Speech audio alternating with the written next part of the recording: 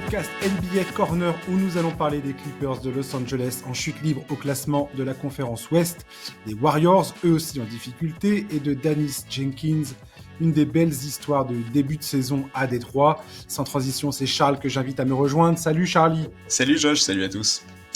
Charlie, on va commencer comme d'habitude ce podcast par l'actualité et une actualité un peu triste puisqu'on a appris la mort de Rodney Rogers à l'âge de 54 ans ce week-end. Il avait été drafté par Denver, il faisait partie de cette équipe avec Dikembe Mutombo qui fut la première classée 8e à sortir le premier de sa conférence. C'était en 1994 face aux Supersonics de Seattle avec Gary Payton et Sean Kemp et toute cette clique-là. Il a joué notamment aux Clippers, aux Suns, où il avait été nommé 6e homme de l'année, aux Nets, aux Hornets et aux Sixers. Il s'était retrouvé sévèrement paralysé après un accident de quad en novembre 2008. Il y avait une belle combinaison de puissance et de rapidité, et ce shoot qu'il avait développé en fin de carrière, bref. Voilà. Un mot sur Rodney Rogers, Charlie. Je sais pas si tu as connu ce joueur-là, toi. Non, pas trop, pour être franc. Moi, j'ai commencé à suivre la NBA au début des années 2000, donc il était quand même plutôt en fin de carrière, et c'est vrai qu'il Ouais. n'a pas forcément un profil qui était beaucoup mis en avant. Mais écoute, c'est effectivement une très triste nouvelle. Moi, j'avais effectivement vu les nouvelles sur son accident et sur les conséquences terribles que ça avait eu pour lui. Écoute, courage à sa famille, et c'est forcément une fois de plus le monde de la NBA qui est en deuil. Ouais, complètement, ouais. Klay Thompson s'est embrouillé avec Ja Morant après que Santi Aldama ait retenu le pied de Cooper Flagg lors de la victoire de Memphis face à Dallas samedi dernier. L'ancien joueur des Warriors n'a pas mâché ses mots pour parler du meilleur de jeu des Grizzlies dans les vestiaires après coup. Pour lui, Morant ne cesse d'ouvrir sa bouche sans jamais prendre ses responsabilités. Il est régulièrement blessé ou suspendu, donc indisponible pour son équipe. Qu'est-ce que tu as pensé de cette passe d'armes entre Klay Thompson et Ja Morant? Enfin, surtout la sortie de Klay Thompson qui n'a pas pris, qui a enlevé les gants, quoi. Hein. Ouais, mais visiblement il y a des antécédents entre les deux. Hein. Ils ont l'air de Ouais, pas ouais, trop, ouais. ils ont l'air de pas trop s'apprécier. Écoute, c'est évident que moi je vais avoir du mal à défendre Ja Morant. Ah, clairement. Moi, j'ai trouvé ça très bien qu'un mec comme Klay Thompson, qui a cette autorité, ce passif, cette carrure avec sa carrière et tout, je trouve ça très bien qu'il mette un peu les points sur les i. Je suis assez d'accord avec tout ce qu'il a dit en vérité. Surtout que voilà, avec Klay Thompson, c'est quand même un mec qui a su surmonter des vraies périodes de difficulté, qui a su revenir de blessures très graves. C'est un mec dont l'éthique de travail a toujours été mis en avant. Enfin, évidemment que dans un monde idéal, Ja Morant devrait fermer sa bouche et écouter ce qu'un mec comme Klay Thompson lui dit. Maintenant, on sait très bien que c'est pas du tout le genre de Morant, et je pense que ça ne fera que nourrir une polémique supplémentaire dans sa carrière, malheureusement. Ouais, tout à fait. Ouais. Je pense aussi, et ouais. Moi, ça m'a fait du bien de voir ça. Franchement, ça m'a fait kiffer sa sortie médiatique. Là, j'ai trouvé ça très très bon. J'ai adoré. J'ai adoré ce moment. Lamelo Ball songerait à obtenir un transfert des Hornets selon Yahoo Sports, ce que le joueur a démenti, notamment le fait qu'il était frustré par la direction que prenait la franchise. Très sincèrement, Charlie, moi j'ai envie de dire que si Charlotte avait une offre satisfaisante pour se débarrasser de Lamelo, moi, je suis eux, je saute sur l'opportunité immédiatement. Bon, il n'a que 24 ans, certes, mais il est constamment blessé. Il est quasiment au même niveau que Zion Williamson. C'est un mec qui est systématiquement à l'infirmerie, quasiment. Alors, il a été All-Star, hein, je comprends bien, mais bon. Pour moi, on en a déjà parlé hein, de Concanupel. Pour moi, c'est l'avenir de cette franchise.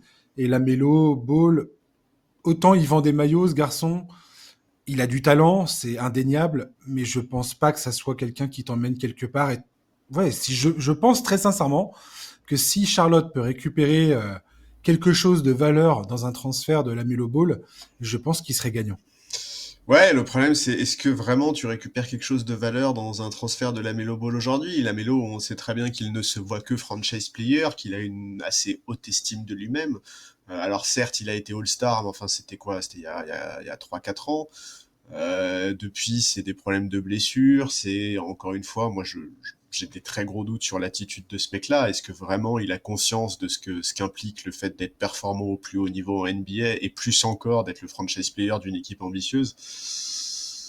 Je sais pas. Je vois pas aujourd'hui, si tu veux, quelle équipe dans la ligue se dirait, nous on va miser tous nos deniers sur la Melo Ball parce que c'est lui qui va nous emmener vers les sommets dans les 10 ans qui viennent, tu vois. Donc je suis d'accord avec toi, effectivement, à la place de Charlotte, je serais pas opposé à un trade, mais est-ce que vraiment, en l'état actuel des choses, tu peux récupérer quelque chose d'intéressant pour la Melo Ball? Ça, je suis pas sûr. Il a des stats indéniables, la Melo Ball. Il a 20 points, un peu plus de 6,5 rebonds, plus de 9 passes.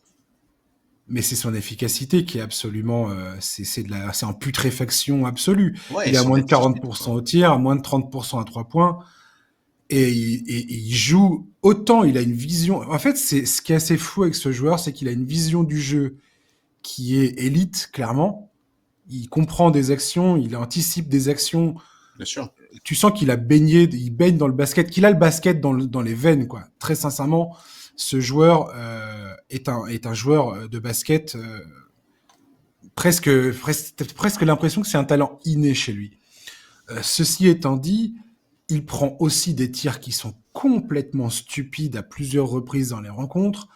Il casse souvent le rythme du jeu. Il comprend pas des fois enfin, du moins t'as l'impression qu'il ne comprend pas ni le timing, ni le moment, ni ce qui est en train de se passer exactement et ce dont l'équipe a besoin. Alors que c'est lui qui a la gonfle dans les mains la plupart du temps. Donc moi je trouve que c'est quand même un joueur extrêmement frustrant. Et si t'es fan des Hornets, je me demande vraiment si t'es triste de le voir partir. Mais est-ce qu'il comprend pas, ou est-ce que juste il est là pour se faire plaisir, en fait, ce mec? Moi, honnêtement, je te jure que, Ça je peux pas savoir, je suis pas dans franchement, sa tête, mais tu vois, moi, c'est un peu mais ouais, l'impression ouais que j'ai c'est une bonne question. Ouais. en voyant la Melo Ball, parce que je suis persuadé qu'effectivement, il a un excellent QI basket, dans l'absolu, que s'il voulait et qu'il s'en donnait les moyens, il serait beaucoup plus efficace et beaucoup plus performant.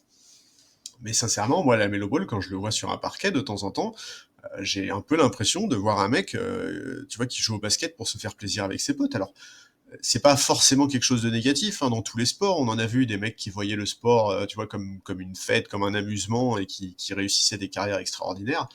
Pour le moment, la Melo Ball, moi, j'ai plutôt l'impression que ça ne l'aide pas, et surtout que ça n'aide pas son équipe.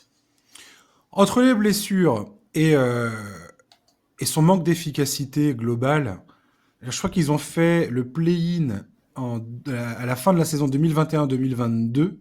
Ils avaient un bilan à 43 victoires, 39 défaites. Moi, c'est l'année où il est All-Star, hein. C'est l'année où il est All-Star, effectivement. Donc il avait été drafté en 2020 en troisième position par les Hornets. Donc c'est juste la saison suivante, sa deuxième saison. Et depuis lors, le bilan des Hornets, c'est 71 victoires, 190 défaites. Oui, non, mais surtout depuis, tu dis Donc au-delà 4. des, tu dis, Ouais. pardon, tu dis au-delà des blessures, mais en fait, c'est quand même une donnée, c'est une donnée extrêmement violente. Enfin, tu vois, là, je regarde, en 2022-2023, il joue 36 matchs, la saison suivante, 22, l'année dernière, miracle, il en a joué 47. Enfin, c'est quand même un vrai problème. Ah oui, il a déjà manqué des matchs cette saison là, à cause de sa cheville. Et les rumeurs disent que sa cheville ne se remettra jamais. Grosso modo, c'est un problème qui va traîner tout au long de sa carrière, sauf miracle. Ça, les balls et leurs chevilles, hein. Donc ouais, je sais pas. Très franchement, j'aimerais beaucoup voir Charlotte sortir de ce truc, de cette histoire de Lamelo Ball. Peut-être que les fans des Hornets qui nous écoutent sont pas d'accord avec moi, ce qui est tout à fait votre droit. Et n'hésitez pas à commenter sur YouTube, sur les réseaux sociaux, Instagram ou sur X. N'hésitez pas à donner vos commentaires là-dessus. Ce que vous en pensez de Lamelo Ball et est-ce qu'il doit bouger ou pas, selon vous. Je terminerai, Charlie, j'ai besoin d'une épaule réconfortante parce que Byron Gordon s'est blessé aux ischios encore une fois et ça fait beaucoup là. Il y a 2 titulaires à Denver qui sortent, qui seront pas de retour potentiellement avant le mois de janvier. Aaron Gordon et Christian Brown. Autant te dire que j'ai mon cœur qui est fendu en 4. Donc j'ai envie de voir le verre à moitié plein avec P. Watt, Spencer Jones, Cam Johnson qui vont être attendus au tournant. Hein. Clairement, il va falloir augmenter sérieusement la production. Mais j'ai aussi peur de l'autre côté de voir Nikola Jokic et Jamal Murray, surtout lui qui a des risques de blessure, se cramer en essayant de maintenir l'équipe à flot. Sans compter que le seeding derrière, ça va aussi avoir son importance. Oui. Donc ouais, je suis tristoun, Charlie. Est-ce que tu penses qu'on a une part de responsabilité? Parce que la dernière fois qu'on a parlé de Denver, on a dit il faudrait pas qu'il y ait des blessures chez les joueurs importants et on a cité nominément notamment Aaron Gordon et Christian Brown. Alors bon, Ouais. Je sais pas si on a ce pouvoir-là, j'ai pas envie d'y je croire. sais pas, mais j'espère pas non plus. Mais ouais, non, bien sûr, c'est un vrai problème. Écoute, on va devoir en demander encore plus à Niko Jokic. C'est assez terrible. Peut-être que le côté positif, c'est que ça va aussi permettre à Cameron Johnson tu vois, de prendre plus Ouais, d'ampleur. de trouver sa place, Ouais, effectivement. c'est ça. On va essayer de voir le verre à moitié plein plutôt que l'inverse. Mais c'est clair que c'est un vrai gros problème. Bah, défensivement, ça va devenir vite intenable. C'est-à-dire que c'est quand même les deux meilleurs défenseurs de l'effectif qui sont sortis, deux membres du 5 majeur. C'est énorme. C'est Bah, énorme comme absence. ouais, surtout que je veux dire, tu vois, ça va forcément solliciter plus les autres joueurs majeurs de l'effectif. Ça va être un problème en termes de fatigue, d'accumulation de fatigue. Ouais. Il y a aussi eu les déclarations de Nikola Jokic là, je crois que c'était hier ou avant-hier, où il explique que le bilan actuel des Ouais, il est en Nuggets trompe-l'œil. est en Ouais. trompe-l'œil, ouais, et qu'en réalité ils sont pas du tout aussi bons que ça. C'est pas rassurant. Écoute, on verra comment ils s'en sortent. Ouais, ouais, Je comprends que tu sois triste en tout cas. Ah ouais, non, c'est hardcore. On n'aura pas eu beaucoup d'effectifs au complet. J'ai l'impression que ça s'est vite, vite barré en sucette, cette histoire. Ça me fait un peu suer. Bah, enfin, mine de rien, depuis ce début de saison, il y en a quand même pas beaucoup des équipes qui ont leur effectif au complet sur la durée, quoi. Ouais, c'est vrai, ouais. Tout à fait. Bref, voilà, je croise les doigts pour que ça se passe bien. Et bon, si je me mange des matchs de Jokic absolument légendaires, pourquoi pas, tu vois, mais il y a un moment, bon, je sais pas, j'ai peur pour lui, quoi. Il va nous faire un petit mois en 50-15-15, tranquille. On verra ça. On va passer à notre sujet principal, les Clippers, qui piquent du nez. C'est pas comme ça, clairement, que les Clippers imaginaient leur saison. Je pense, hein, après une campagne à 50 victoires la saison passée et une défaite au premier tour face aux Nuggets, justement, jusqu'au match décisif, qui s'était pas bien passé, certes, c'était un peu moche. La franchise californienne avait entamé la saison avec l'espoir de faire encore mieux, potentiellement, malgré le départ de Norman Powell. Ils ont récupéré Bradley Beal, évincé des Suns, avec l'idée qu'ils allaient retrouver ses talents, enfin qu'il allait retrouver ses talents offensifs une fois sur place. Brook Lopez a été signé, offrant un remplaçant sur le papier au profil défensif et doté d'un tir à 3 points, derrière Ivica Zubac. Kawhi Leonard était parti pour débuter en forme. Chris Paul faisait son retour en ville avec la volonté d'apporter son expérience, très bien, avec un effectif très avancé dans l'âge, mais cette expérience était plutôt vue comme comme un plus, quoi, quelque part. C'est quand même l'effectif le plus vieux de la NBA. Hein. Oui. Et ça s'est vu sur le premier match face à Utah. Toi et moi, on s'était regardé du coin de l'œil, on s'était dit, oula, c'est pas beau. Ils avaient eu une bonne réaction derrière face à Phoenix. Depuis, les espoirs des Clippers ont été lavés par les blessures et les absences. Bradley Beal, on en avait parlé, est out pour la saison. Derrick Jones Jr. est blessé au genou.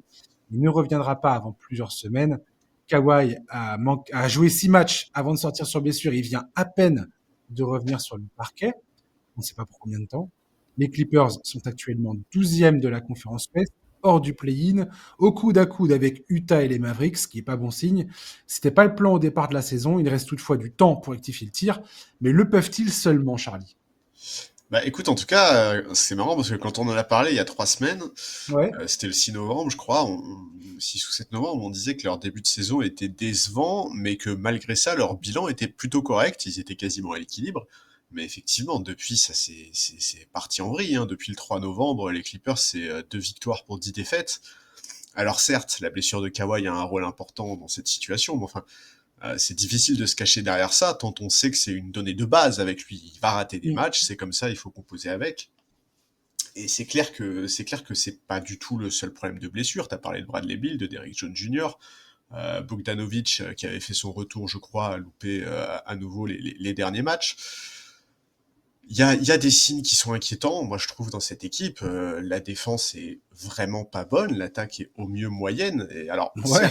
Pas bonne non plus. bah ouais, non, alors évidemment, c'est trop tôt pour les enterrer, hein. La saison est encore très longue et techniquement, ils sont qu'à 1 ou 2 victoires du play-in, mais enfin, je sais pas, tu vois, l'année dernière aussi, par exemple, Kawhi a loupé pas mal de matchs.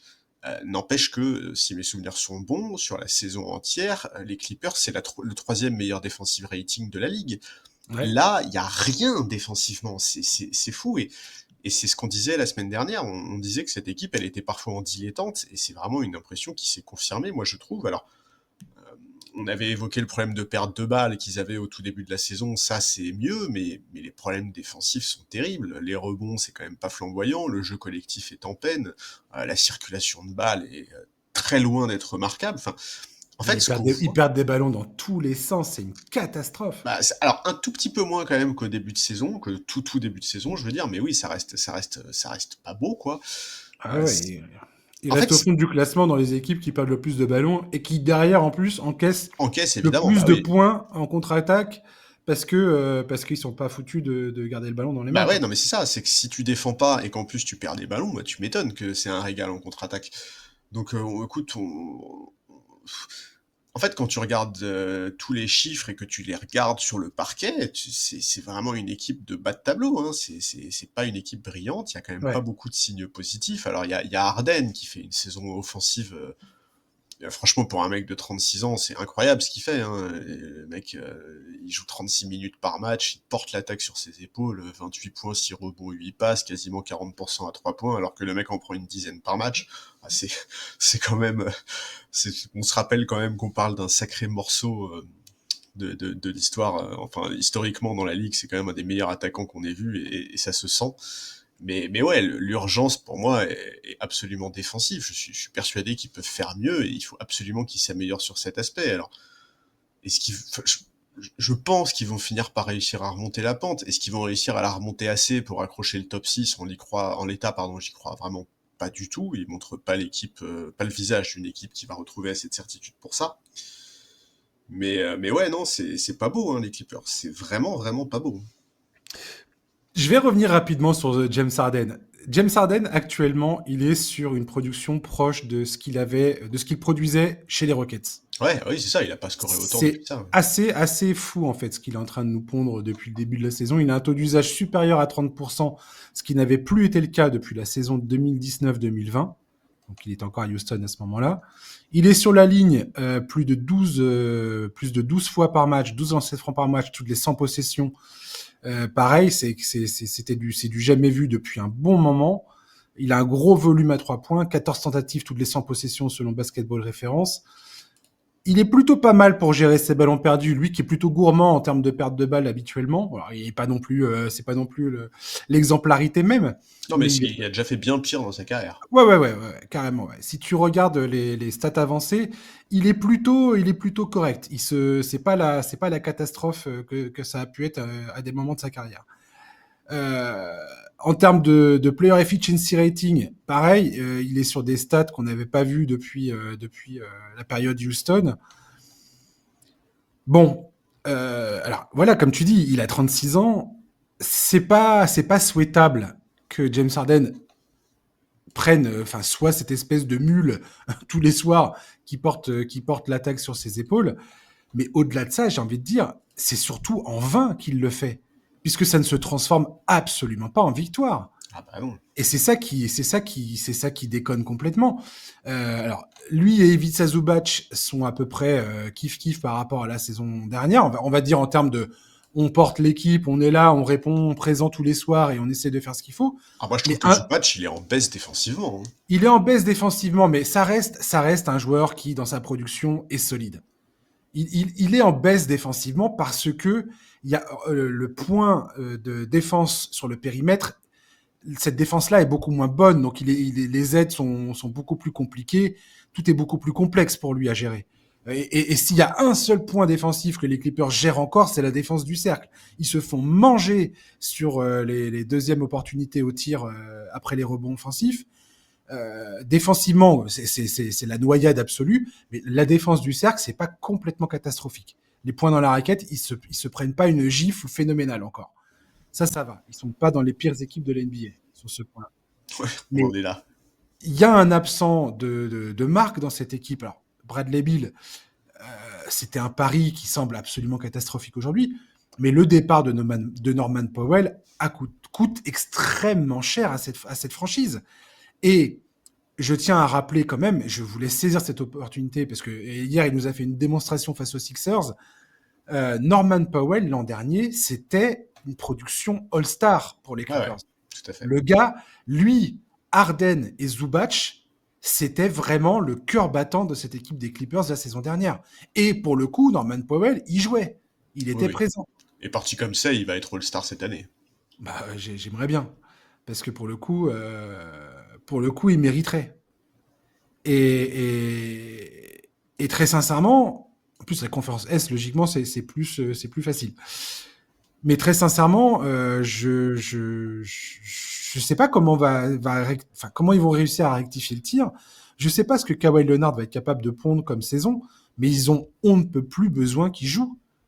Et là, sans Derrick Jones Jr., l'expérience John Collins, elle est plutôt décevante. Oui. C'est plutôt, ouais, bof, c'est Brook mid, Lopez quoi. aussi.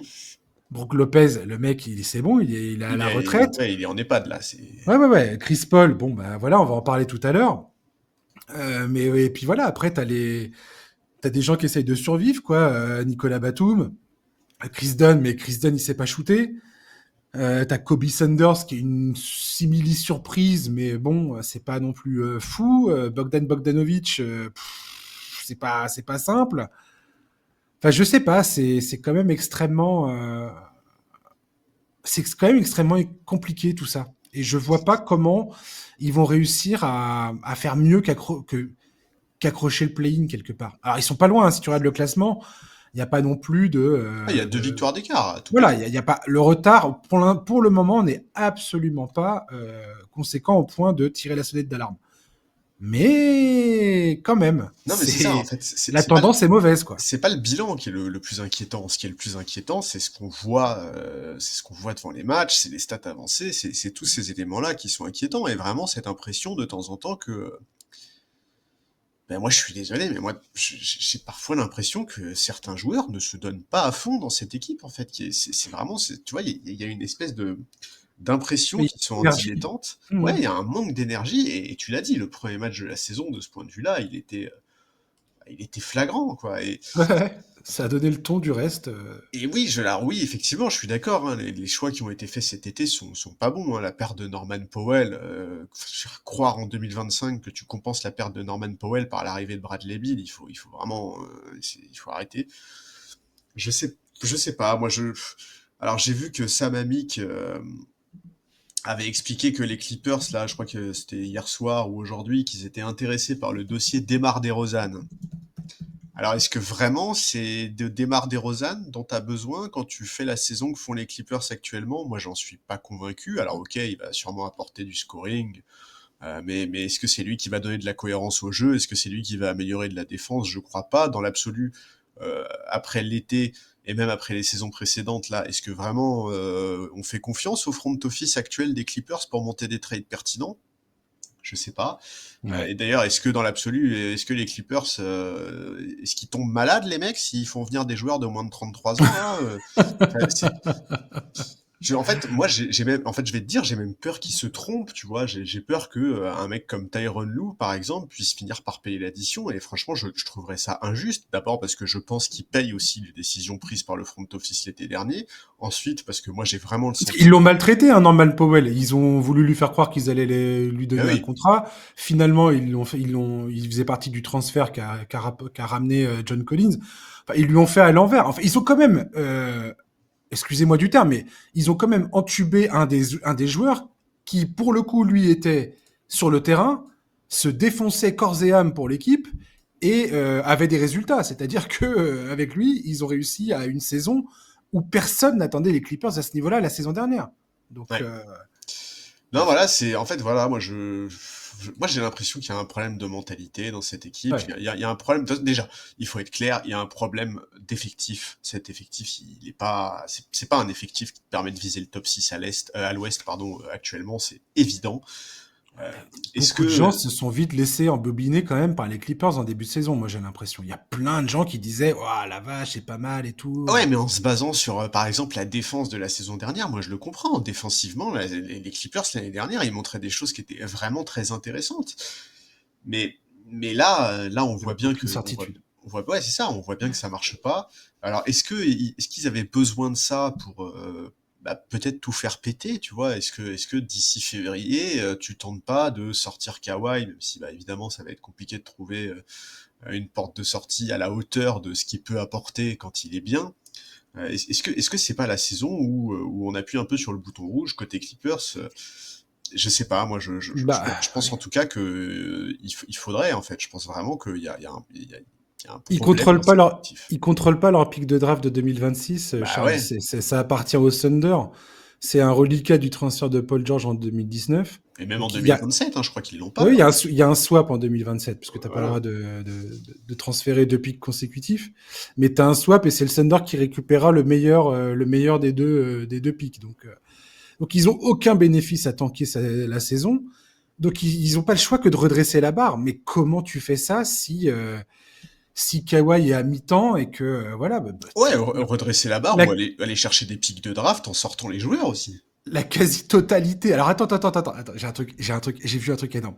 Mais la quasi-totalité des recrutements de l'intersaison sont un échec, mais monumentaux. Ah bah bien Sont sûr. tous des échecs monumentaux. Bah Bradley Beal, John Collins, Brook Lopez. Allez, Chris Paul, c'est peut-être un peu particulier, mais Ouais, c'est pas, c'était, je sais pas si on espérait beaucoup de sa part, non, c'est ça. c'est assez fou, quoi.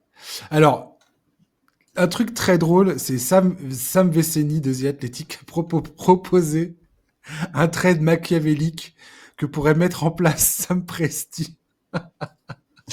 Ça me fait tellement rire quand j'ai lu ça.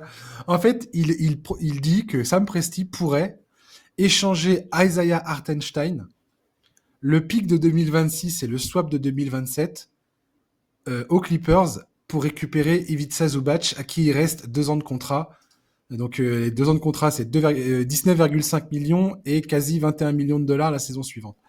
Comme ça lui permet de sortir du deal Hartenstein, qui a 28 millions, je crois, et qui va renégocier très probablement, puisqu'il va toucher le pactole, Hartenstein, clairement. Et les Thunder, l'an prochain, ils pourront pas le payer, puisque tu as les contrats de Holmgren et Jalen Williams qui vont rentrer dans les comptes, les Ouais. prolongations de contrat.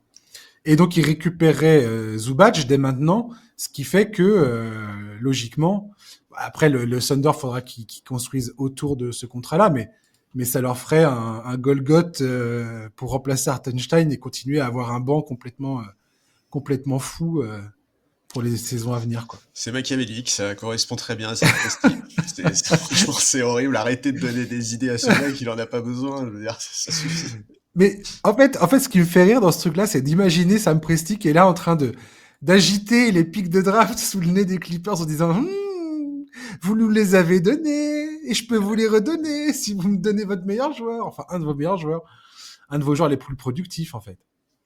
Et qu'au final, les Clippers se retrouvent à quémander le truc pour récupérer Hartenstein, probablement pour une saison, parce que eux, pareil, ils n'auront pas du tout les moyens de le re-signer, vu qu'ils ont leur ardoise est complètement pleine à craquer. Donc, euh, donc je trouve ça marrant que les Clippers se retrouvent dans ce truc-là. Et on n'a même pas parlé des affaires judiciaires qui leur pendent au nez, enfin, bien que je suis persuadé qu'il leur arrivera rien du tout, ou rien de dramatique, tout du moins, pour l'affaire Kawhi Leonard. Donc bref, c'est Ouais. ouais, pas beaucoup d'espoir pour cette équipe quand Pas même. beaucoup d'espoir et franchement, moi, ça m'attriste un peu parce que, d'abord, il y a Nico Batum, hein, Ouais, j'aurais bien aimé que Nico Batum soit pas dans cette espèce de marasme absolu. ouais.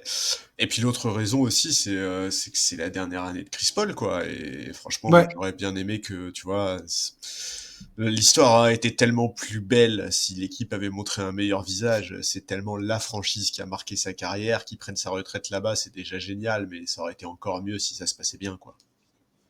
ouais. Chris Paul, c'est un grand du sport qui va partir à la fin de la saison, très clairement. Un meneur extraordinaire. J'ai vu beaucoup d'articles qui se posaient la question de savoir, ouais, Chris Paul, il a pas gagné de titre, tout ça, qu'est-ce que ça veut dire pour son héritage. Mais les gars, Chris Paul, c'était le dieu du meneur, du poste de meneur de jeu, quoi. Le point god. C'est un joueur absolument magnifique qui a cafouillé des fois à des moments pénibles. Je pense à la série contre le Thunder d'Oklahoma en 2014 où il perd 2 ballons catastrophiques en 17 secondes. Il fait une faute sur Russell Westbrook alors que les Clippers sont devant de 2 points. Et Russell Westbrook est à 3 points et il fait une faute sur lui alors que c'est la meilleure chose qui pouvait lui arriver quelque part, j'ai envie de te dire. Il a failli être un Lakers, Charlie. Oui, oh que Il oui. n'a pas arrêté ce transfert en Oh 2000. alors là, Hein, me on va lance pas pas réveiller, là-dessus. on va pas réveiller les vieux trucs, mais quelques temps après, il était transféré justement aux Clippers. C'était le 15 décembre 2011. Euh, et voilà, et c'était le Lob City, l'ère Lob City qui a commencé. Dans les faits, Chris Paul, c'est un des joueurs les plus clutch de l'histoire de ces dernières années. Je crois que j'ai vu la stat tout à l'heure, entre 2008 et 2022, donc les années où il était All-Star, il a gagné 65% des matchs définis comme étant clutch selon la NBA. Donc 5 points d'écart ou moins à 5 minutes de la fin. Plus que LeBron James sur la même période, plus que Kevin Durant sur la même période, plus que Stephen Curry sur la même période. Le plus gros what if de la carrière de Chris Paul, pour moi, ça restera cette demi-finale avec les Rockets face aux Warriors en 2018, où ça aurait été un coup de tonnerre énorme qu'ils les sortent. Ils étaient devant 3-2. Et c'est justement dans ce Game 5 magnifique de Chris Paul qui se blesse aux adducteurs. Et puis c'était la fin, quoi. Ils auraient tellement été champions s'ils les avaient sortis. Ah là là là là. Donc voilà, Chris Paul, c'est aussi ça, sa carrière. C'est beaucoup de blessures malvenues. Mais il y a des histoires de fous. Son passage au Thunder, il a été magique. Et je pense que Sam Presti était très heureux d'avoir Chris Paul pour servir Bah ouais, l'impact de qu'il a eu, que mentor faille. Bah oui, à Shai Gilgeous-Alexander. bien sûr. Après, il est parti à Phoenix. Ça aura été sa meilleure occasion de remporter un titre. Et ça s'est pas produit. Et en face, il y avait Giannis Antetokounmpo qui est devenu super humain le temps pour finir les parce que je rappelle que les Bucks perdaient 2-0 en finale NBA. On était tous là à les enterrer, moi le premier, en disant mais il y a aucun moyen que ça remonte cette histoire. Phoenix, ils sont trop beaux, ils sont trop irrésistibles, ça gagne trop, il y a un trop bon esprit, tout ça. Bah, la vache, 4 défaites consécutives.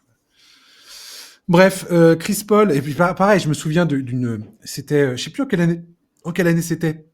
C'est 2009, tu vas peut-être me rafraîchir la mémoire là-dessus, où ils font, je crois, un premier tour ou une demi-finale contre les Lakers.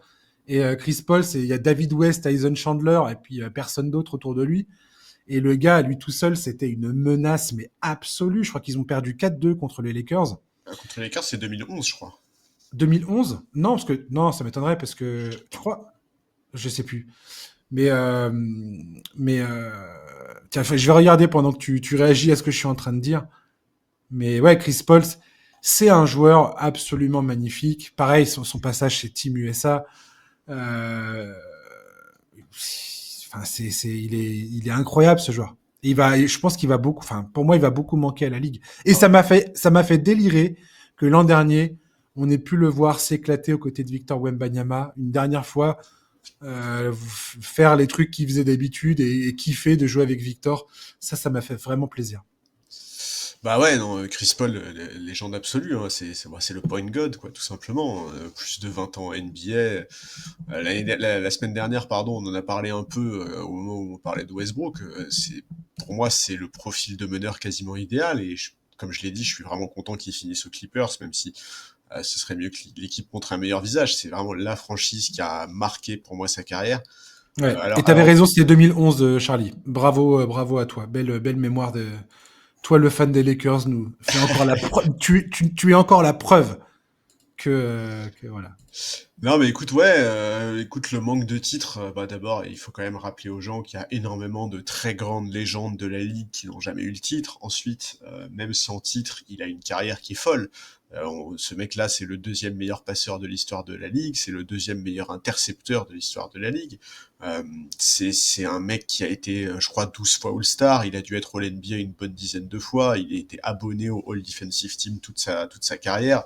T'as parlé de son histoire avec Team USA, il a 2 titres Ouais, deux olympiques. médailles d'or, ouais. Ah ouais, c'est vraiment un mec qui a marqué sa génération, son époque.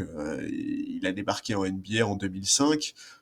Et vraiment, depuis cette année-là, il fait complètement partie du paysage NBA. C'est un joueur qui est incroyablement marquant pour les fans, mais aussi pour ses coéquipiers. Tu as parlé notamment de l'impact qu'il avait eu sur SGA. Ça va vraiment me faire très bizarre de plus le voir sur les parquets. Moi, c'est pas toujours un joueur que j'ai aimé, hein, Chris Paul, hein, quand t'es en Ah mais face. non, mais complètement. Et ça faisait partie du personnage. Mais ouais, bien C'est sûr, un joueur mais bien qui sûr. pouvait être détestable Mais c'est ça absolument. un vrai meneur de jeu en fait. Tu vois, c'est Ouais. un vrai meneur de jeu, c'est souvent détestable et enfin à mes yeux en tout cas. Et ouais, je trouve que c'est vraiment quelque chose de la retraite de Chris Paul, c'est vraiment quelque chose de marquant. Et je suis content qu'il ait pas fait tout un cinéma autour de ça aussi. Je ne vise évidemment personne. Mais donc ouais Tu- non. Pourquoi tu me balances une perche comme ça? C'est pas sympa. T'essayes d'alimenter t'es vraiment un coquin. Je nourris ton narratif. Oh là là, là t'essayes de donner à nos auditeurs ce qu'ils veulent. Là, tu veux que je parte en vrille sur LeBron encore. Vas-y, continue. Non, non, mais voilà, je pense que j'ai dit ce que j'avais à dire. C'est voilà, Ouais, c'est vraiment c'est un très grand joueur. C'est un mec d'une intelligence de jeu extraordinaire. C'est un gars qui a impacté vraiment des gens qui aujourd'hui sont Shai Gilgeous-Alexander aujourd'hui c'est considéré top 3 NBA sans aucun problème. C'est le MVP en titre et on sait très bien tout ce que le fait d'avoir côtoyé Chris Paul lui a apporté. Ça en dit très long, je pense. Alors ok, il a pas de titre, mais malgré tout, il a une carrière absolument légendaire. ouais, il a vraiment eu des moments dans sa carrière. C'est un joueur que j'ai souvent regardé en me disant, mais waouh, mais le mec, il est trop fort, quoi. Bah Il ouais, est trop fort dans son sport, quoi. ouais, et puis Il le faut rappeler psychique, la quoi. taille. Enfin, je veux dire, il est quand même pas grand, ce gars-là. Et Non. c'est un bulldog, quoi, sur le terrain. Défensivement, il était impressionnant, mais tout ça, c'était que de l'intelligence de Ouais, jeu. c'est de la science du jeu, Enfin, bien sûr, aussi, bien sûr. mais il avait une telle lecture et une telle science du basket, ce type, mais c'était. Et moi, c'est ce que j'aime dans ce sport. Le basket, c'est un joueur qui est tellement cérébral. Tu peux pas gagner au basket si t'as pas ça. C'est pas possible. Et Je suis Chris d'accord. Paul, il avait non seulement le talent, mais il avait aussi le cerveau. Et il nous a régalé. Très franchement, il nous a régalé. Des fois, on l'a détesté, des fois, on l'a adoré. Voilà, un pot pourri de toutes les émotions avec Chris Paul. Et rien que pour ça, je l'aime. Et comme tu dis, ouais, ça fera bizarre de le voir quitter la NBA. Il n'y a pas de, il y a pas de, il y a pas il y a pas à tourner autour du pot là-dessus. Tout à fait. On va parler des Warriors, qu'il est loin, qu'il est loin l'enthousiasme des Warriors du début de saison. Tu te souviens, Charlie, quand il y avait 4 victoires pour une défaite et qu'on était là, waouh, les Warriors, pas mal. Et puis, depuis, ils ont cumulé 7 défaites en 12 matchs. Ils végètent dans le ventre mou de la conférence Ouest.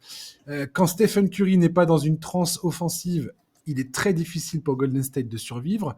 Draymond Green et Jimmy Butler, visiblement de plus en plus frustrés, ont eu la bonne idée de ventiler dans la presse, accusant certains joueurs de ne pas penser au collectif, de ne pas accepter les sacrifices nécessaires.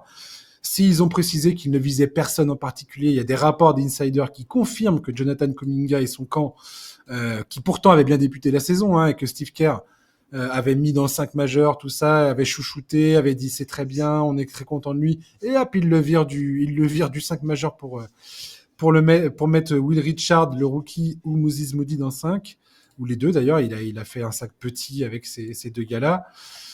Donc nous voilà encore dans un jeu de dupes où Jonathan Kuminga est présenté comme le parfait bouc émissaire, j'ai envie de dire, pour expliquer les limitations des Warriors. Ce serait oublier de dire que l'équipe se fait massacrer au rebond, ne défend pas bien le cercle et n'arrive pas à produire une attaque efficace sans Stephen Curry sur le terrain. Charlie, est-ce qu'on est arrivé au point où un transfert de Kuminga est inévitable? Ah, clairement, oui, ça, Oui, évidemment. Ah on oui, est oui, d'accord. oui. Ah oui, oui, je pense qu'aujourd'hui, il n'y a plus le moindre suspense. En janvier, il sera tradé parce qu'il peut pas être tradé avant janvier. Aujourd'hui, le seul suspense qui reste dans ce dossier, c'est la destination, bien plus que le trade lui-même. Et qui vont récupérer dans l'histoire, ouais. Exactement.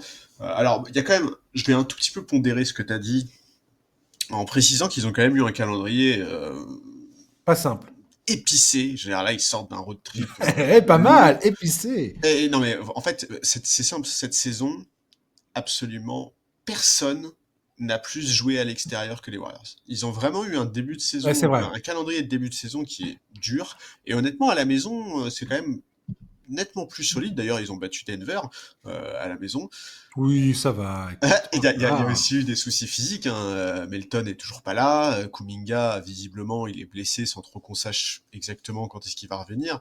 Euh, En fait, quelque part, j'ai presque envie de te dire, vu le contexte avec ce calendrier, ils s'en sortent presque plutôt pas mal, surtout quand tu pars du principe que Podziemski, notamment, fait un début de saison qui est décevant. Bud Hield, je pense qu'il a jamais aussi mal shooté de toute sa carrière.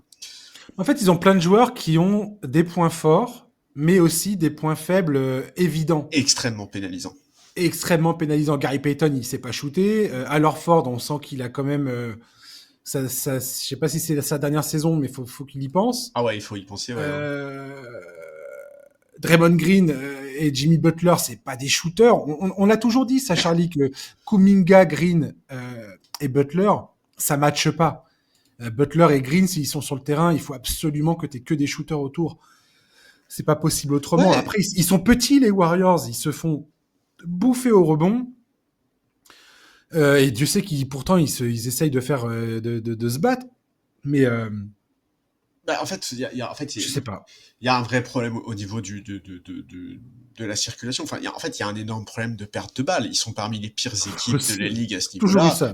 Et en fait, c'est extrêmement pénalisant parce que on voit bien que quand ils arrivent à limiter leur perte de balles, en tout cas à en perdre moins que leurs adversaires, ils Ouais. Ils gagnent sont quasiment avant-derniers de la systématiquement. ligue en ratio de perte de balles par match. Bah ouais.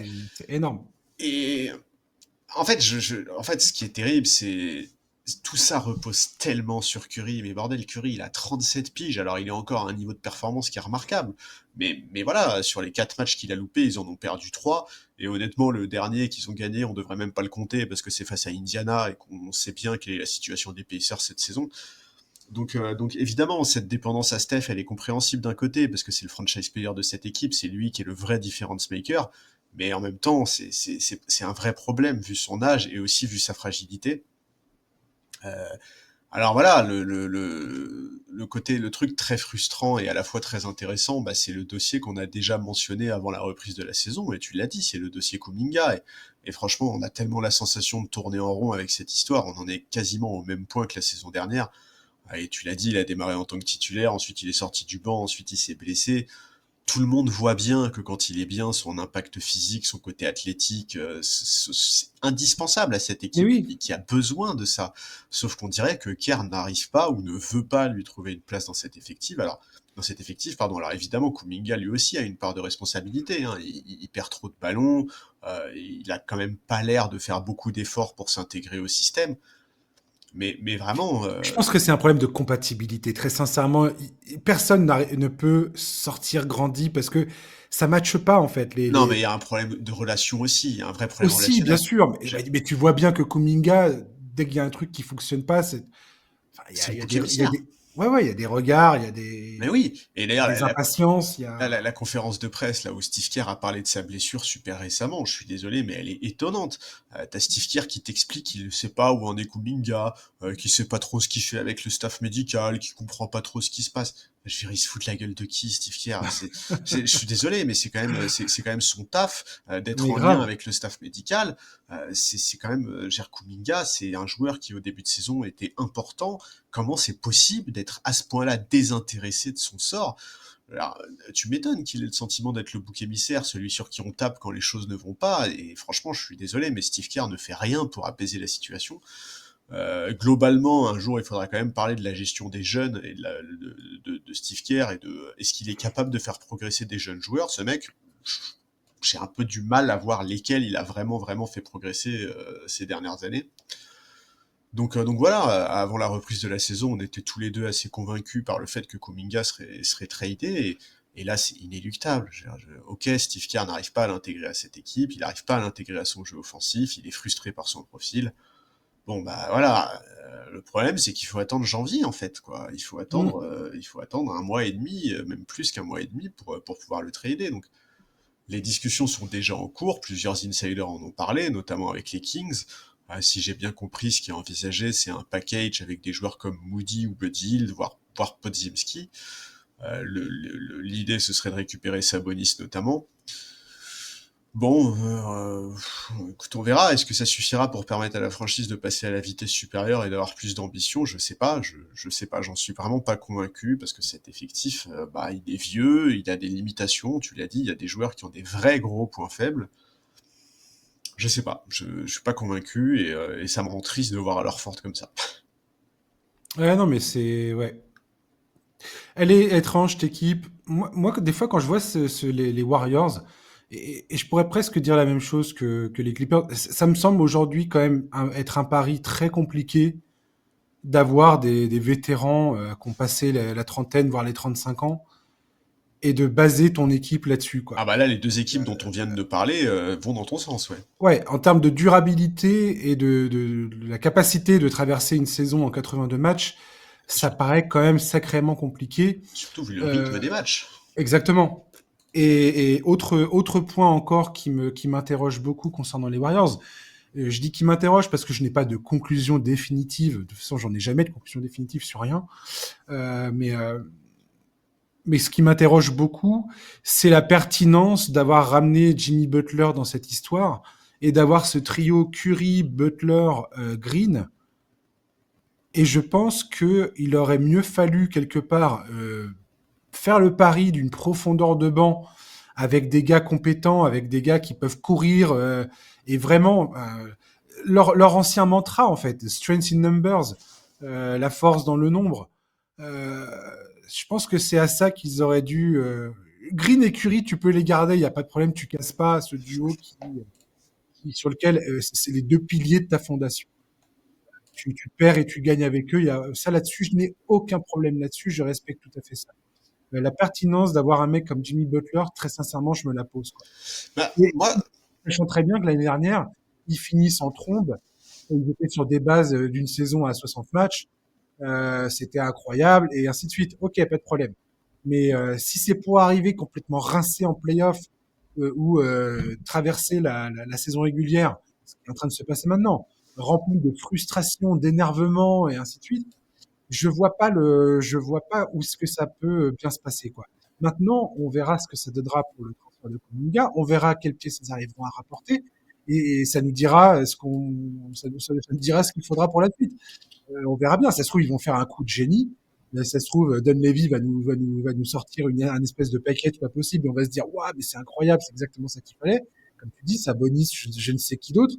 J'ai hâte de voir comment les salaires vont matcher dans cette histoire, parce qu'il faut pas oublier, hein, NBA c'est pas tout hein, on n'est pas ah sur un non. jeu. On est sur des exigences salariales, surtout aujourd'hui avec la nouvelle convention collective qui est quand même hyper hardcore en termes d'exigences financières. Donc j'ai hâte de voir ce que ça va donner, mais là pour l'instant, ils sont là où ils semblent bien être, quoi. Ils sont dans ce ventre mou avec aucune ambition claire à l'horizon pour le moment, quoi. Ah, c'est ça, en fait, moi, le trio Curry, Butler, Green, j'ai tendance à penser que tu peux le faire fonctionner, mais à condition que tu construises l'effectif autour, quoi, en fait, que tu mettes les bons joueurs autour. Et là, pour le moment, c'est pas le cas. Et si tu sais pertinemment que Kuminga, eh ben, il est pas viable avec ce trio, pourquoi est-ce que alors, on sait pas très bien ce qui s'est passé cet été. Est-ce qu'ils Ouais, ont c'est vraiment vrai. essayé de monter un sign and trade? Est-ce qu'il y avait juste des discussions sur une prolongation? J'en sais rien, mais est-ce que vraiment il fallait pas bouger à ce moment-là? Parce que là, Mark Stein, il a expliqué hein, que les Warriors vont pas être en position de force pour négocier le transfert, clairement, parce que les autres savent très bien que les Warriors ont envie de s'en débarrasser maintenant. Et Ah c'est pour oui, ça qu'il fallait trouver potentiellement une solution à l'intersaison. bien sûr. Déjà pour commencer avec un effectif au complet et où tu peux faire un training camp et que tout le monde puisse avoir ses automatismes d'ici le printemps et ne pas se retrouver voilà dans cette situation là où ils se sont mis tout seuls quelque part. Ouais, et puis vraiment, en fait, moi, je trouve vraiment que Steve Kerr ces dernières semaines, voire ces derniers mois, que ce soit dans sa relation avec les joueurs, que ce soit dans sa capacité à faire progresser certains joueurs, à commencer par Podziemski, que ça soit mais même dans l'attaque, enfin, je veux dire, je suis désolé, mais sur ce début de saison, les Warriors, c'est le 23e offensive rating, et c'est quand même pas rassurant pour une équipe coachée par Kerr. Qu'est-ce qui se passe si demain Curry se pète quelques semaines? On sait très C'est bien qu'il fini. est pas à l'abri. Ben voilà, tu Mais vois. c'est fini. Et pourtant, moi, je reste persuadé, si ça se passe bien physiquement, que cette équipe-là, elle ira en play-off. Enfin, je pense même que avec un calendrier un peu plus tranquille, avec plus de matchs à la maison, je pense même qu'ils peuvent éviter le play-in, tu vois, qu'ils peuvent se qualifier directement. Honnêtement, je continue à le croire. Mais il faut vraiment pas qu'il y ait de pépins physiques, il faut vraiment qu'il y ait un espèce d'alignement des planètes, il faut que Podziemski reprenne sa progression. Il y a beaucoup de si. Ouais. Non, mais pour moi, aujourd'hui, ce que nous ont appris le Thunder et les Pacers l'an dernier, et je pense que c'est la nouvelle tendance actuelle en NBA, qui est aussi imposée la nouvelle convention collective, c'est que pour moi, c'en est terminé des équipes où tu as 3 joueurs qui gagnent, qui captent autant de fric que Butler, Green et Curry. Tu vas nulle part avec un effectif comme ça. C'est à moins que Et franchement, si tout le monde avait fonctionné comme il devait, d'Anthony Melton, tu sais très bien à quel point j'aime ce joueur et j'en ai une très haute estime. Et je pense que s'il était disponible, il changerait pas mal de Ouais, choses il apporte, je suis complètement potentiellement d'accord. sur le terrain. Ouais, ouais, Ouais. c'est un excellent joueur, un excellent role player. Alors Ford, c'était un très bon pari. Donc voilà, Will Richard, c'est un très bon pick, un très bon rookie. Enfin, je veux dire, il est quand même épatant ce joueur. Ils sont encore allés le dénicher ça dans une, enfin, dans des, dans une position de la draft où on s'y attendait pas. Donc, je sais pas. J'ai pas l'impression qu'en tout cas, j'ai l'impression que c'est une gestion passéiste d'un effectif et qu'il faut changer ça, quoi. Et que la profondeur de banc aujourd'hui importe. C'est ce qu'a dit Jokic au front office des Nuggets, c'est ce qu'ils ont fait à l'intersaison. Ils ont transformé Michael Porter Jr. Tout le monde qui dit ah, est-ce que les Nuggets, vous êtes sûr d'avoir gagné le transfert pour Michael Porter Jr. Mais les gars, le but c'était pas forcément de faire que venir Cam Johnson, c'est Cam Johnson et Valanciunas et Tim Hardaway, c'est ça que ça a permis de faire. Et à terme, je reste persuadé que Cam Johnson sera une amélioration Tout par à rapport à fait, ça MPJ. aussi j'en suis persuadé. Mais Au moins, il fait pas de podcast, lui. Mais c'est ça qui est important. C'est ça qui est important dans le deal qu'a fait Denver, c'est d'avoir de la profondeur de banc, parce que voilà, une équipe comme le Thunder, ça déroule à 200 à l'heure, quoi. Et Ouais, ouais. Non, mais ouais, ouais, je sais pas très bien quoi penser de ces Warriors. Et vraiment, moi, j'ai été un très très grand fan de Steve Kerr pendant très longtemps, mais je pense vraiment de plus en plus que ces derniers mois, il se plante, quoi. ils ont encore une corde à leur arc, ils ont encore le transfert de Kuminga, ils ont encore la possibilité de recouper des choses, de faire venir d'autres joueurs, de faire un peu un reset en pleine saison, bien que les resets en pleine saison, c'est pas simple, mais par exemple Dallas avait fait ça. Ils sont allés en finale NBA alors qu'ils avaient transféré PJ Washington et d'autres joueurs en cours de saison. Donc pourquoi pas, pourquoi pas. On Ouais, verra. ouais, non, bien sûr. Non, non, mais Mais, c'est ça. C'est que moi, je les enterre pas du tout. Mais effectivement, il faut voir ce qu'ils récupèrent contre Kuminga. ouais, Quelles autres pièces tu fais bouger aussi. Tu vois, est-ce que impossible d'en vraiment. tirer curé. Ouais, c'est ça. Et puis, est-ce que vraiment Jamais. t'as besoin d'un Buddy Hield qui tire à 30% à 3 points dans ton effectif Ah ça non. aujourd'hui? Je suis pas persuadé. Enfin, voilà, c'est. Surtout que s'il met pas ses tirs, il sert à rien, me dit-il. Donc Bah ouais.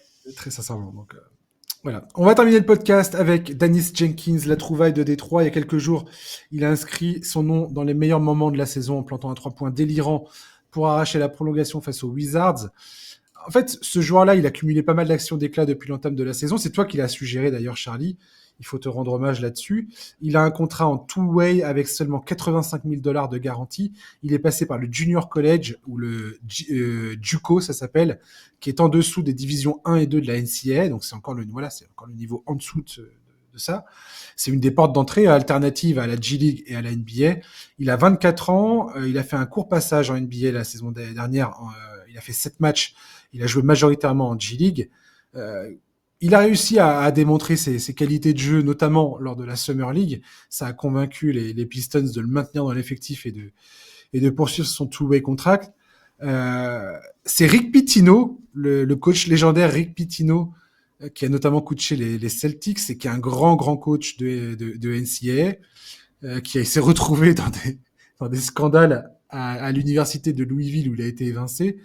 Et c'est lui qui a repéré Jenkins et qui depuis milite comme une bête pour dire que ce gars-là il est trop fort et qu'il faut lui donner sa chance et ainsi de suite. Et ben le voilà récompensé. Et Charlie, j'ai découvert un truc, c'est que Jenkins, il joue très très bien pour Détroit et je vais te laisser en parler parce que comme je le répète, c'est toi qui as proposé ce truc-là. Euh, Ce qui est très drôle, c'est que le two-way contract, et ça je le savais pas du tout, parce que je crois que j'ai jamais eu à parler de ça auparavant, mais tu ne peux jouer que 50 matchs Ouais, t'es limité, ouais.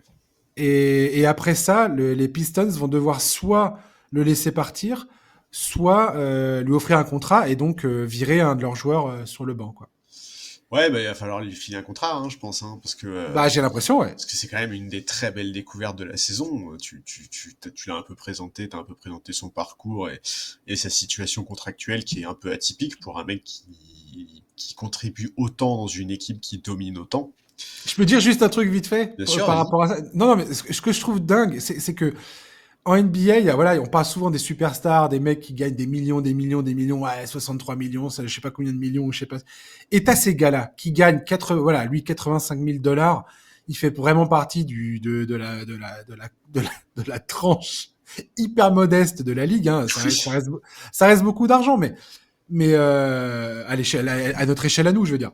Mais c'est ces gars-là et je veux dire, quand tu regardes son parcours, le fait qu'il se soit défoncé quand il jouait des minutes de garbage time, et tu sais, moi, des fois, le garbage time, je le regarde pas, ou la Summer League, on la regarde, mais toujours d'un œil un peu distrait parfois. En tout cas, j'avoue que je le fais comme ça. Enfin, c'est un mec qui te rappelle qu'il faut jamais perdre de vue qu'il y a des gens qui se battent pour percer, pour essayer de réussir. Et s'ils y parviennent, ça peut mais révolutionner leur vie. Si ce gars-là, il a un contrat NBA garanti avec je sais pas combien de quelques millions de dollars, mais ça va changer toute son existence à Bah, lui et à sa évidemment, famille. c'est clair, bien sûr. Bref, je voulais juste dire ça parce que je me suis juste dit en parcourant son histoire que c'est assez magnifique en fait comme histoire. C'est dingue. Ah ouais, ouais, Bref, non, mais c'est clair, pardon. hein, c'est la belle histoire, je trouve, là, sur ce début de saison.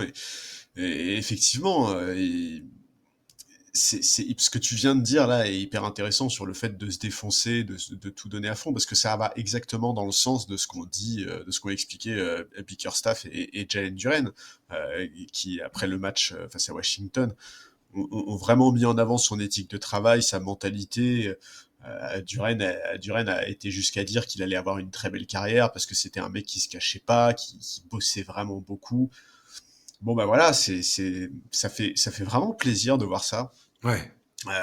Je trouve que Bickerstaff, il a aussi été courageux, mine de rien, parce qu'il l'a quand même titularisé à un moment où il y avait des absents, notamment Kate Cunningham et Osar Thompson.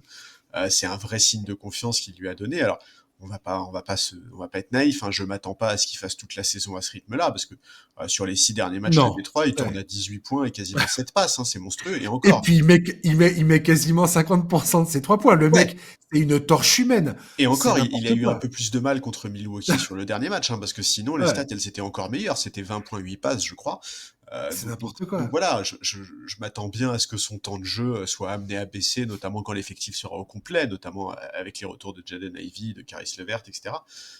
Mais c'est une vraie belle découverte et c'est aussi la preuve que du côté de Détroit, ça bosse bien, que tout va bien. Alors tu me diras, on n'enchaîne pas une série de 12 victoires sans bien bosser, mais ça va vraiment dans le sens d'une saison où où tout va bien, tu vois, les absences ne les arrêtent pas, les joueurs qui sont en marge du groupe à qui on fait appel répondent présents, parce que Jenkins, il a pas du tout démarré la saison avec ce rôle, hein. Le premier match, Non. il joue pas, ensuite il a un temps de jeu qui est extrêmement variable, c'est du garbage time, 5 minutes contre Houston, 3 minutes contre Orlando par-ci par-là, mais depuis que Bickerstaff lui a confié un rôle plus important, il lui rend parfaitement cette confiance et c'est un atout en plus dans la rotation et c'est, je trouve, vraiment la preuve qu'on a un groupe du côté de Détroit qui est hyper sain, qui bosse avec une très très bonne mentalité et même les mecs qui jouent pas ou peu, eh ben ils se donnent à 200% parce qu'ils veulent eux aussi croquer à cette saison incroyable qui est en train de se passer C'est en à train de se Détroit. passer. Ouais. Donc ouais, ouais, Jenkins, c'est le symbole un peu de, je trouve, de ce qui se passe à Détroit en ce moment et ça fait trop plaisir de voir ça. Et tu fais très très bien, Charlie. Je te kiffe tellement, mec. C'est Bickerstaff. Est-ce qu'il est pas en train de se faire un victory lap de malade mental, lui? Le mec se fait têche de Cleveland. Cleveland, sur la première année Atkinson, ils font une saison de malade. Ouais. Lui, il se retrouve à Détroit. Il reprend le dossier Détroit. Il finit 6e de la conférence Est. Ça pousse les Knicks comme il faut. On débute la saison, on en a parlé toi et moi quand on a fait notre numéro sur les qui est toujours un peu casse-gueule sur les vrais contenders de la saison. Et à l'est, on a mis New York et Cleveland clairement. Mm-hmm. Et là, tu as cette magie des Pistons qui est en train de nous éclabousser depuis le début de la saison. Et je trouve ça absolument génial. Tu vois, des fois, toi et moi, je te dis, on est content d'avoir... C'est des moments comme ça où tu es content d'avoir tort. C'est clair, exactement. Parce que tu as cette équipe qui est absolument divine à regarder jouer. Tu as des histoires de partout. Et Bickerstaff, je trouve que c'est une histoire de fou. Alors, on verra bien en playoff ce que ça va donner. Est-ce qu'il va confirmer son image de ah oui, mais c'est pas le mec que tu veux avoir en playoff, c'est pas le stratège, c'est pas le gars qui t'emmène sur le palier supérieur.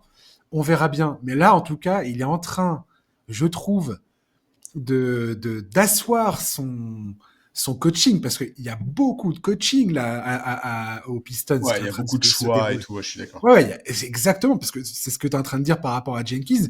Et quand tu vois comment il a managé les absences des uns et des autres, parce que Duren a manqué des matchs, Cunningham a manqué des matchs, Jaden Ivey a manqué quasiment la totalité du début de la saison.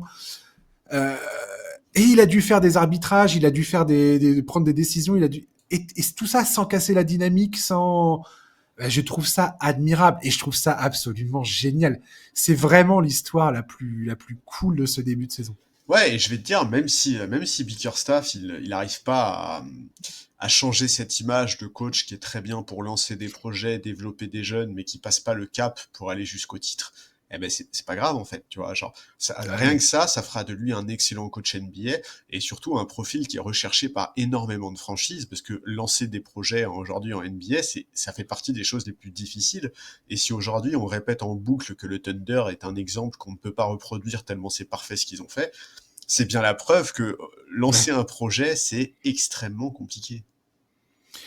Et pour cette équipe de Détroit qui a tellement traversé le désert, c'est tellement énorme, quoi. Et je trouve ça génial qu'un mec comme Jenkins soit quelque part la personnification parfaite de cette équipe. Il y a enfin, je trouve qu'il est vraiment à l'image de cette équipe et de par son parcours, de par ce qu'il est en train de réaliser actuellement.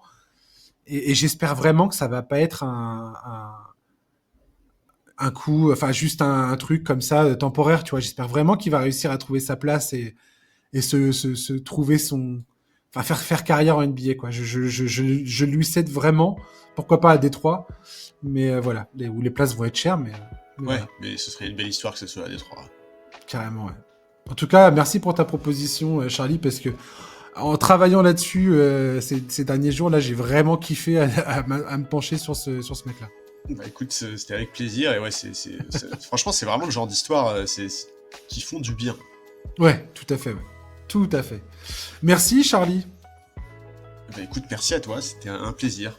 Ouais, carrément. Et puis, chers auditeurs, merci de nous avoir écoutés. J'espère que vous avez passé un bon moment, autant que nous. Et puis, on se retrouve vendredi.